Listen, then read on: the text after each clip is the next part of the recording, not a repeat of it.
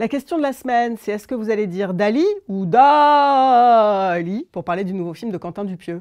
Maître, on peut faire une pause un peu là? Putain, quel enfer!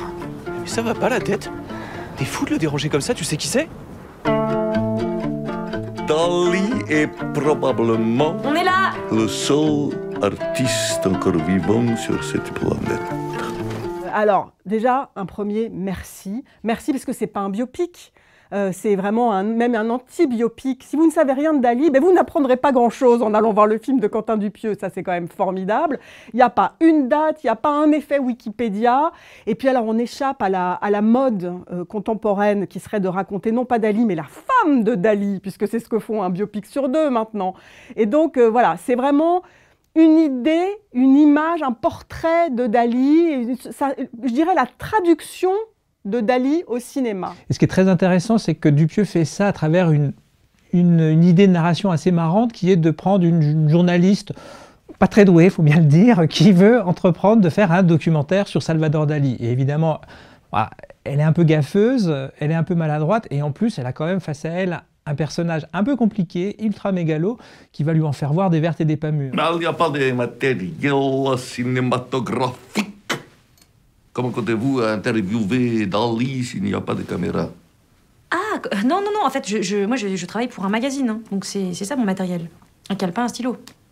Alors écoutez, vraiment, dans ce cas-là, ça ne m'intéresse absolument pas du tout. Bonne journée. Dali, Cisa, pour autant d'acteurs qui incarne Salvador Dali. Mais ce qui est très très fort, c'est qu'il n'y a pas une scène, un acteur. Donc Quentin Dupieux aime bien les mélanger. Et donc il y a une scène qui démarre avec Jonathan Cohen, qui va se poursuivre dans la même action avec Édouard Baird, voire passer à Gilles Lellouche. Voilà, et c'est ce côté d'aller-retour permanent, de mélange des différents acteurs qui donne vraiment au film cet aspect extrêmement réjouissant. On est constamment surpris, on ne sait jamais à quel Dali il faut s'attendre. C'est presque dommage qu'Anaïs de Moustier n'ait pas joué Dali, qu'on lui ait pas mis une belle petite moustache. Mais je ne sais pas du tout faire l'accent de Dali, c'est une catastrophe. Insaisissable. Évidemment, c'est à qui fera le plus rouler les airs, à qui sera le plus dingo. Alors voilà, Édouard Baird, évidemment, a peut-être ma petite préférence. Il est vraiment dément dans ce rôle-là, mais presque parce qu'on a l'impression que c'est très voisin d'un délire qui pourrait avoir déjà lui, je ne sais pas, à la radio ou au cinéma. Jonathan Cohen est très drôle, mais c'est très marrant de voir en fait, de les voir cohabiter les uns et se succéder. Oui, allô? Bonjour Salvador. Je ne vous entends pas. Là, en ce moment même, il y a une pluie de chiens morts. Ça fait un vacarme diabolique sur le toit de ma maison. Appelez-moi plus tard. Merci. Bonjour. N'oublions pas que, entre autres grandes œuvres, Dali est quand même le co-auteur du film qui a lancé le surréalisme, qui est Un chien andalou.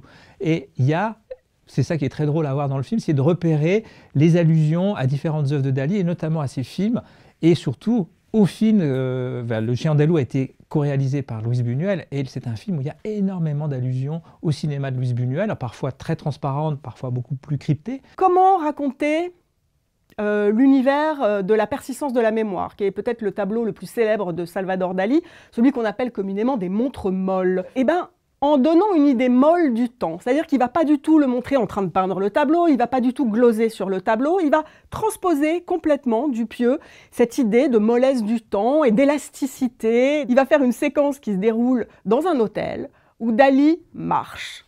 Voilà, et il marche. Et il marche. Et en fait, il a, je sais pas, 20 mètres à parcourir, ça lui prend 10 minutes, c'est impossible. Pendant ce temps-là, les actrices ont le temps de faire 10 000 trucs, limite elles se font un brushing.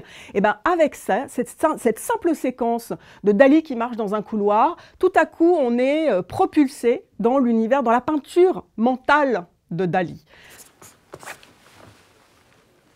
Là, c'est sublime. Ah. Ça, c'est Dali. Dali, c'est très très très très bien. Je me frise les moustaches. Dali, c'est très bien.